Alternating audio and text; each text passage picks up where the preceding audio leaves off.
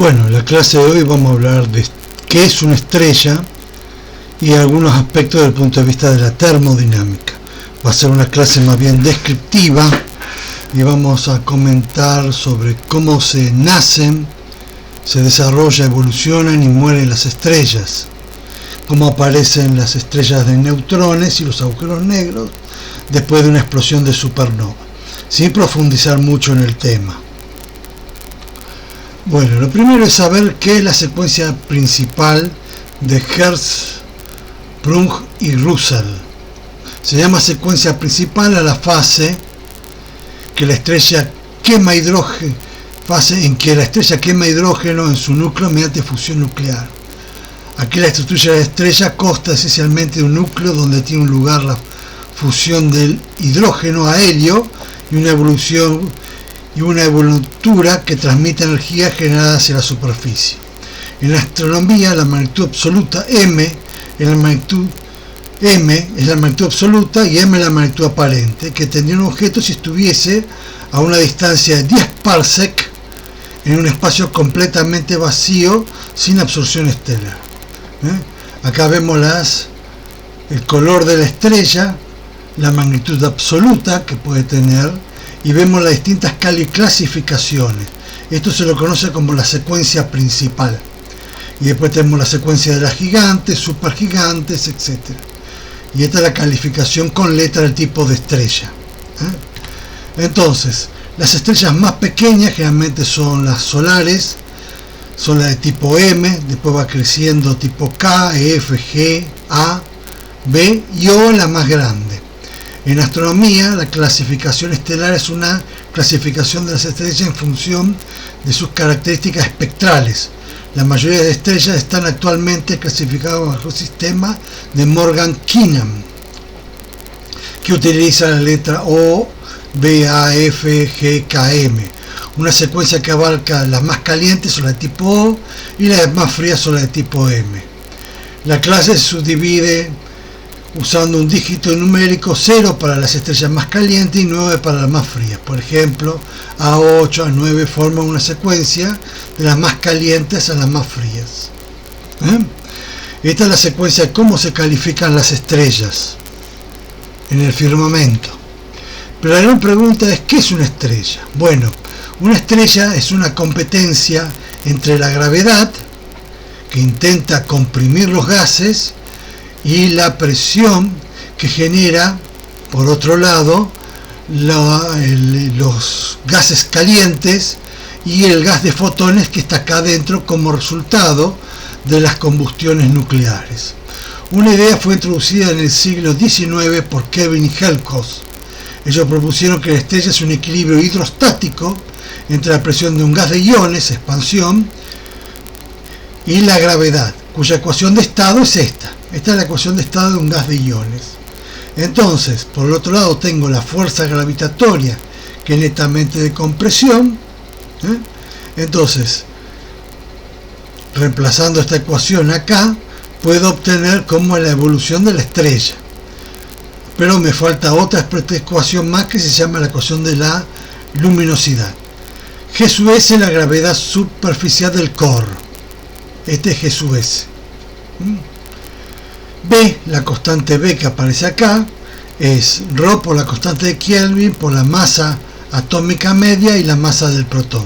Si bien ellos no conocían este dato de B, tenían una idea aproximada de cómo podía ser para un gas de iones. Bien, entonces, en 1926, Eddington propuso que las reacciones nucleares eran fuentes genuinas de energía, produciendo un gas de fotones, el cual ahora aporta con esta ecuación de estado. Acá tenemos la parte iónica y esta es la presión de gas producida por la ley de Stefan Boltzmann, generada justamente por el gas de fotones. Entonces, con esta ecuación de estado, ahora, y teniendo en cuenta la ecuación anterior que tenemos acá, de la parte gravitacional, más estas dos ecuaciones que están acá, una que es la variación de la luminancia en función de la generada por reacciones nucleares del core, y este es lo que se llama comúnmente es cómo evoluciona la luminosidad del core en función del radio. L es el camino libre medio de los fotones en centímetros, que tiene un camino libre medio corto.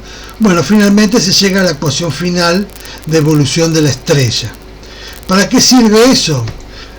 Sirve para definir cómo va la densidad en función de la distancia del radio de la estrella, el radio normalizado, donde 1 es el radio normalizado de la estrella, y acá vemos cómo evoluciona la temperatura en grados Kelvin.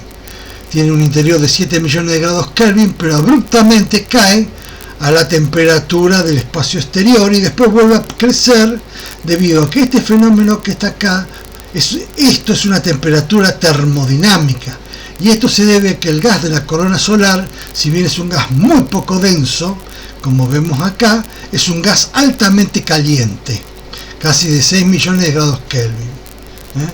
El core es el núcleo donde se ocurren las reacciones. Tenemos la zona radiactiva, la zona de convección y la corona. Acá podemos ver una forma cómo va variando la temperatura. Prácticamente varía muy poco, y cuando se llega a la zona convectiva se enfría rápidamente. Bueno, entonces la gran pregunta que tenía la gente del siglo XIX era ¿cómo generaba energía el Sol? Sir William Thomson, alias Lord Kelvin, se preguntó cómo se generaba la energía del Sol. Ellos tenían una estimación de la masa del Sol que era 10 a la 30 kilogramos, y la presión de radiación, la potencia del Sol, lo sacaban en base a la constante solar de la Tierra, y era 4 por 10 a la 26 vatios. Si fuera totalmente química por la quema de carbón, 35 megajoules por kilogramo, la energía neta sería esta, y el tiempo vida media del Sol sería 5.626 años, con lo cual no pudo haber sido quema de carbón. Si fuera impacto de meteoritos por calentamiento, por propio de impacto de meteoritos, impactaría la masa de la Tierra cada 50 años, con lo cual uno vería meteoritos gigantescos que van chocando contra el Sol. Tampoco puede ser. Entonces a él se le ocurrió un mecanismo que se llama calentamiento gravitatorio o mecanismo de Kelvin, y según ese mecanismo le da 8,9 por 10 a la 6 años, con lo cual entra en ese mecanismo todo lo que respecta a la civilización humana. Ahora bien, de acuerdo a la teoría de Lord Kelvin, la vida máxima del Sol era 10 millones de años, y esto contradecía en su momento a la idea de evolución de Charles Darwin, que decía que una especie evoluciona espontáneamente por selección natural después de cientos de millones de años. Entonces, el corto tiempo de vida del Sol calculado por Kelvin era en el siglo XIX la principal detracción científica contra las ideas de Charles Darwin. Bueno, al fin y al cabo, en el tiempo de la razón a Darwin, Kelvin cometió un error por ignorancia, y después, posteriormente, se encontró con el descubrimiento del átomo y del núcleo el fenómeno de reacciones nucleares. También cabe recordar que el único visionario del concepto, sin entenderlo y sin saber, pero sospechando que había algo especial, fue Julio Verne en su libro 20.000 leguas de viaje submarino, pues en un párrafo describe de que la energía del submarino es propulsada por un reactor que genera la energía, es un reactor que tiene la energía de las estrellas. O sea, ya intuía algo que tenía las estrellas que no se podía explicar con lo que se explicaba comúnmente en la Tierra.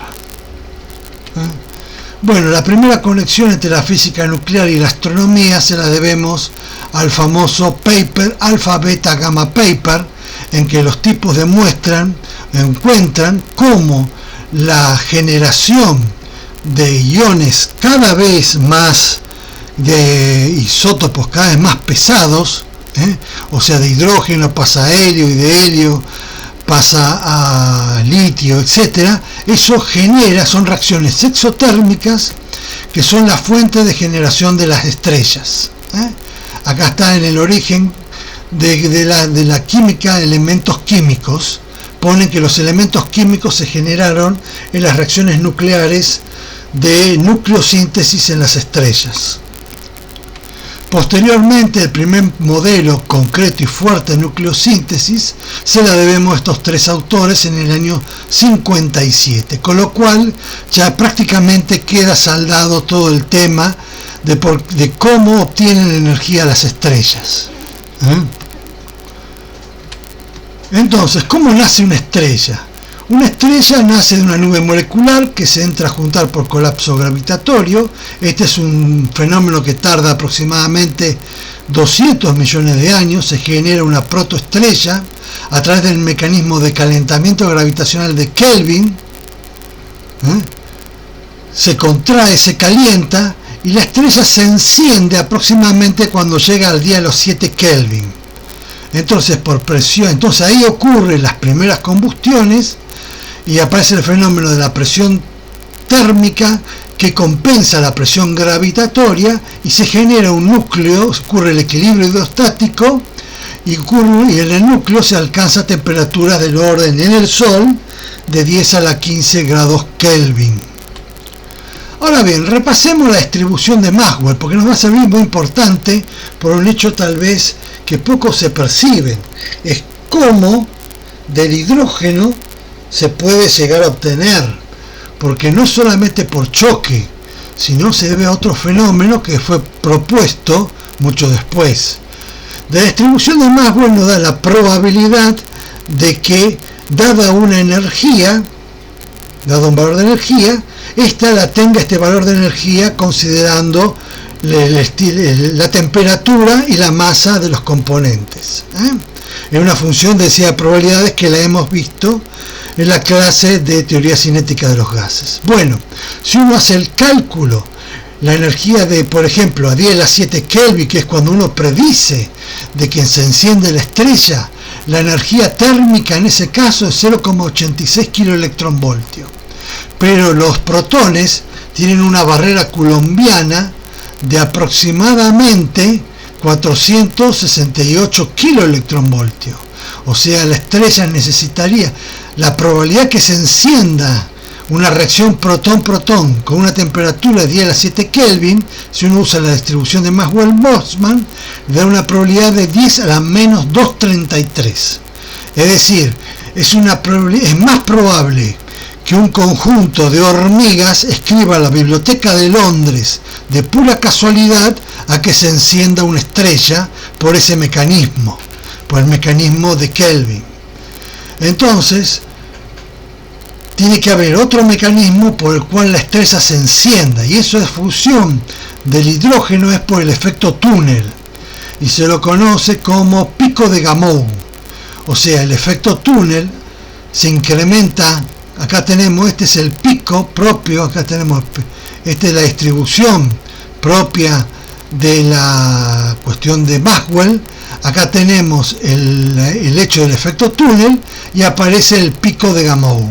Este pico de Gamow, de alguna manera, es un pico que tiene una energía de activación muy baja y ya aproximadamente a los 10 a las 7 Kelvin, un poco más, 10 a las 10 Kelvin, ya comienza automáticamente a producirse la reacción protón-protón para generar un rayo gamma y deuterio. Acá vemos cómo es la energía de Gamow y cómo son las probabilidades. Esta es la de Maxwell-Boltzmann y esta es la de Gamow.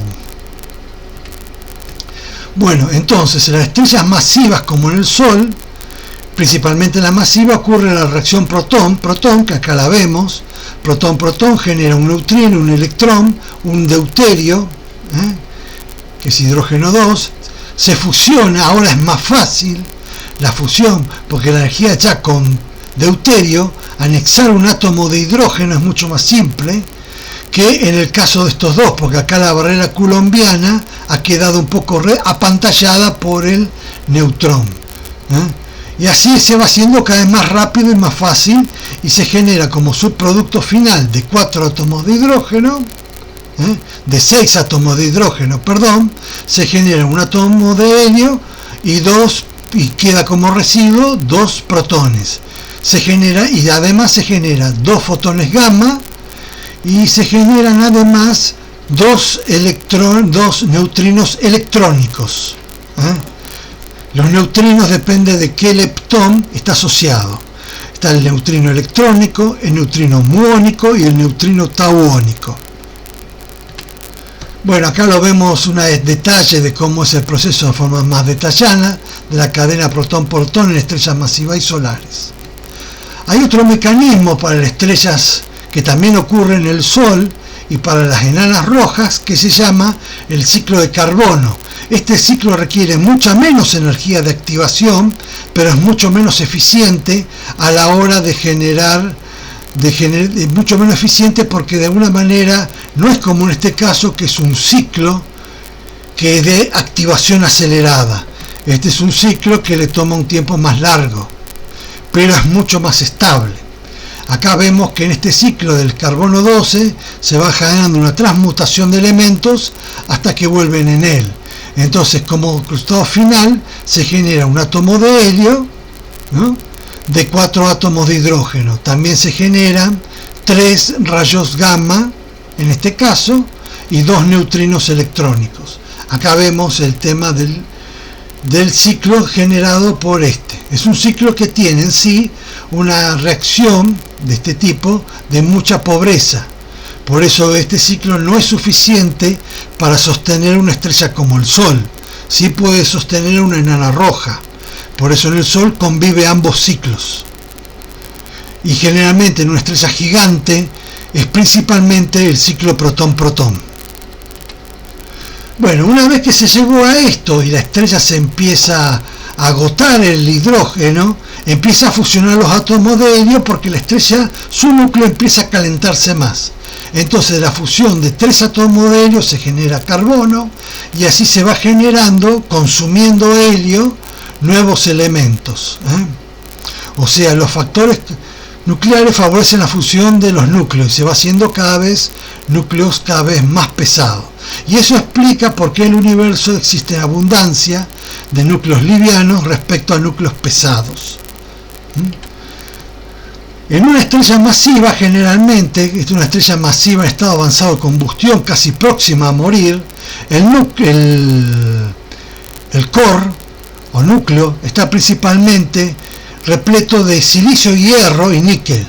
Cuando se llega al hierro, ya ahí no libera más energía, sino que para generar elementos de mayor número másico se tiene que consumir energía. Al consumir esta energía consume los fotones que son necesarios para evitar que la estrella colapse. Eso se llama neutronización. Bueno, entonces la estrella va dividiéndose por gravedad en distintas capas que acá la podemos apreciar. Acá vemos el logaritmo de la temperatura.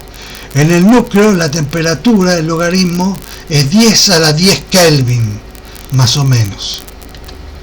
Bueno, acá vemos el tiempo de combustión, el rendimiento y la cuestión de los años. Fíjense que el helio tarda aproximadamente en quemarse, tarda 37 millones de años, a 37 millones de grados Kelvin. El tiempo es 8,1 millones de años, perdón, a 37 grados Kelvin. El helio suma más, así va a llegar hasta este punto que es este. Prácticamente el silicio se transforma en hierro en un tiempo de 11 días. A partir de ahí comienza la neutronización, que puede ser lenta o rápida. El ejemplo siguiente muestra la cantidad de tiempo que requeriría para que una estrella de 20 masas solares consuma todo su combustible nuclear. Como la estrella de la secuencia principal clase O sería 8 veces el radio solar, es decir, de 62.000 veces la luminosidad del Sol. Sería ese tipo de ejemplo de estrella. Bueno, entonces la formación de elementos más pesados que el hierro requiere lo que se llama neutronización. Existe un proceso de captura lento en la cual la captura de neutrones es menor que la conversión de neutrones a protones, esto por un proceso de desneutronización que genera neutrinos, pero llega un momento en que el proceso lento deja paso al proceso de captura rápido Y este es un proceso muy rápido en que va generando elementos pesados. Acá vemos que genera distintos isótopos de hierro que van formando isótopos más pesados que van consumiendo continuamente fotones para que este proceso tenga sentido. Bueno, o sea, acá como vemos, acá las reacciones para el hidrógeno del hierro para arriba son todas endotérmicas, mientras que estas son exotérmicas. Todo acá consume energía o fotones. Como consecuencia consume fotones causando una reducción de la presión de radiación del núcleo. Este proceso continúa hasta que la estrella masiva hace ¡pum! Y su brilla durante varios días, tanto como toda la galaxia. Estamos hablando de estrellas cuya masa es superior a la masa de Chandrasekhar, es decir, superior a 1,4 masas solares, con lo cual puede degenerar en una estrella de neutrones o un agujero negro. Si la masa es menor a 2,8 masas solares, si no me acuerdo bien, produce una estrella de neutrones, el objeto más caliente del universo, pues su temperatura es del orden de 10 a la 9 grados Kelvin. Si no, degenera en un agujero negro que sí es una singularidad geométrica. Acá podemos ver la supernova que fue medida en el año 1994, que tiene tanto brillo como el centro de la galaxia, que tiene 10 a la 10 estrellas, con lo cual podemos ver la monstruosa energía que genera el estallido de supernova. Es el objeto más destructivo del universo conocido. Puede haber otros más destructivos todavía, pero que el hombre ignora. El proceso por el cual esto se produce es por un proceso que se llama proceso de Urca, bautizado por Gamow, en la cual, de alguna manera, esta nucleosíntesis es muy rápida, más o menos del orden de 1/3 de la velocidad de la luz. Es la velocidad con la cual el core colapsa. Al colapsar el core a esa velocidad deja un vacío en la cual se precipita la zona de radiación, o sea, la corona solar. Al precipitarse y al chocar contra el core, que se llama protoestrella neutrónica, se produce una onda de choque que se expande y causa que se encienda por un efecto de sobrecalentamiento adiabático el hidrógeno. Todo eso se propaga a una velocidad equivalente a la velocidad del sonido de la zona radiativa de la estrella, con lo cual es un proceso en cierta medida lento, tarda 12 horas en verse estallar la estrella. Lo primero que se ve siempre en este proceso son los neutrinos, que eso como no tienen interacción con la materia bariónica, salen de la estrella como un estallido de neutrinos. El nombre de Urca se dice que Schoenberg comentó a Gamow que la energía en el núcleo de una supernova desaparece tan rápido como el dinero en esta mesa ruleta. En el casino da Urca de Río de Janeiro, que vio cómo se le iba de alguna manera el dinero mientras perdía en la ruleta. En el dialecto del sur de Rusia de Gamow, Urca significa ladrón. Por eso se lo llama el proceso ladrón, que va consumiendo y va generando estructuras donde finalmente hay.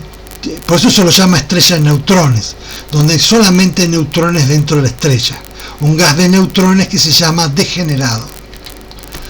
Bueno, entonces vamos a ver acá en una línea de tiempo cómo es la muerte de una estrella de 2 veces la masa solar. O sea, no sabemos en qué va a terminar, pero no va a terminar como el Sol. El Sol, cuando muera, va a generar una gigante roja, va a producir lo que se llama comúnmente una nebulosa planetaria, y en el centro va a quedar la estrella muerta, que es una enana blanca. En cambio, esta, al ser 2 veces la masa mayor que la del Sol, no va a terminar así. Bueno, quema elementos pesados, consume elementos de número atómico mayor de 2, generando fotones. Después empieza a consumir hierro. Todo esto va a seguir hasta que empieza a consumir hierro. El núcleo, muy alta temperatura, empieza a convertir hierro en materiales más pesados a costa de reducir la presión fotónica. La estrella empieza a contraer. Después llega una densidad crítica, el núcleo supera la densidad crítica y comienza el proceso de Urca, el cual es muy rápido, causando la contracción del núcleo a 1/3 de la velocidad de la luz. Se produce un pico de neutrinos, dejando lo que se llama un kernel neutron star. Entonces se enciende la estrella, se precipita el core de la estrella, el core sería el core de fotónico, o sea la parte del núcleo y la corona, sobre el kernel, causando una onda de choque explosiva que enciende la reacción protón-protón. Como resultado produce un estallido de rayos gamma y la luminosidad se incrementa en más de 10.000 veces. El core de la estrella se expande, creando un remanente supernova. Mientras tanto, un fenómeno de reinyección produce rayos cósmicos. O sea, por un fenómeno de reinyección, de alguna manera, los protones de la zona de la corona son acelerados por el remanente de supernova y son los que serían los rayos cósmicos. Recordemos que los rayos cósmicos son protones o núcleos de helio. No son fotones. Y después queda el cadáver. Si la presión de explosión supera un valor crítico, el kernel se contrae por debajo del radio de Schwarzschild, produciendo un agujero negro. En caso contrario, queda la estrella de neutrones, el objeto más caliente del universo.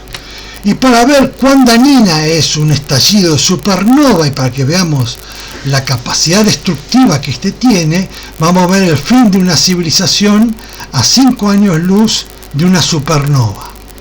Entonces, en T igual a 0 detona la estrella.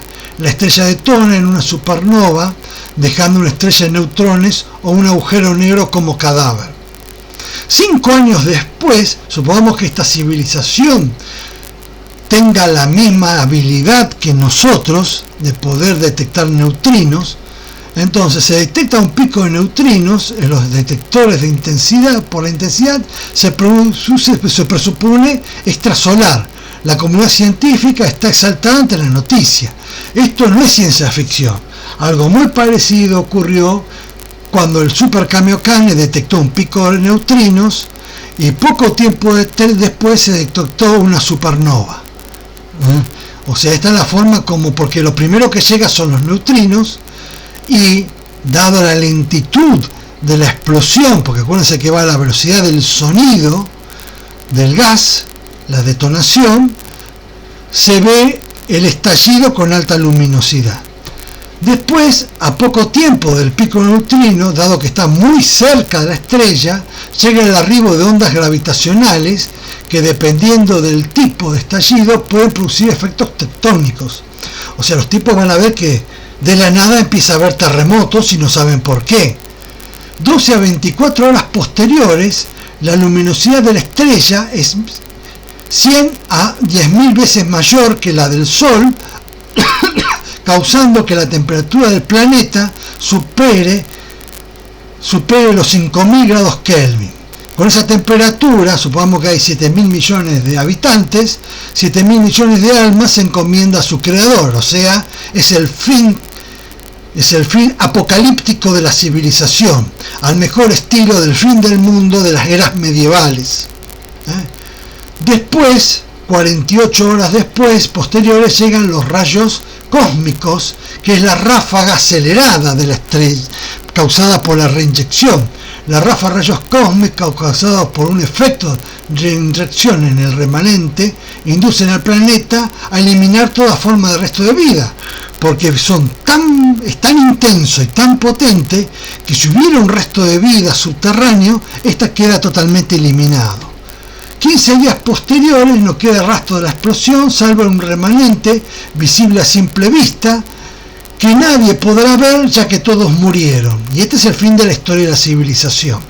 O sea, si uno estuviera 5 años luz, vería un espectacular remanente, pero lamentablemente nadie quedaría para verlo. Bueno, entonces uno se preguntará si esto es así. Bueno, ¿cuál es la zona segura? Bueno, en el año 2003, Adrian Melott and Brian Thomas publican From Cosmic Explosion to Terrestrial Fires y estimaron la distancia mortal de una supernova se extendía hasta unos 25 años luz. O sea, todo lo que esté dentro de un radio de 25 años luz está condenado a muerte. Ahora se cree que es bastante mayor. El efecto Melott y su equipo, piensa que ahora una supernova podía ser letal para la vida de la Tierra desde una distancia de 40 a 50 años luz. ¿Cómo llegaron a esa conclusión? Llegaron a esa conclusión estudiando ese efecto que la supernova de hace 2,7 millones de años a 163 años luz tuvo sobre los ecosistemas de la época. No hubo extinción masiva, pero sí muchas especies desaparecieron en ese momento. Los resultados pudieron ser espectaculares. Por ejemplo, rayos cósmicos golpeaban la atmósfera y habrían sido tan intensos que brillaría durante las noches con un resplandor azulado. O sea, nosotros veríamos, si estuviéramos ahora, hubiese ocurrido, veríamos el cielo un color azulado eléctrico y sería un espectacular increíble. Pero ese resplandor genera rayos gamma, con lo cual aumenta la incidencia de cáncer. Se especula que la extensión masiva del ordovícico silúrico hace 438 millones de años atrás fue el resultado de un estallido de una supernova a una distancia entre 40 y 70 años luz de la Tierra, que causó la extinción de mucha de la fauna de aquel momento, quedando una fauna pequeña, pero toda la megafauna fue extinta, aún está estando bajo el agua. Bueno, finalmente acá vemos cómo ocurren las consecuencias de las estrellas, como de unas protoestrellas se van generando las estrellas tipo supernova, el agujero negro, las gigantes azules, etc.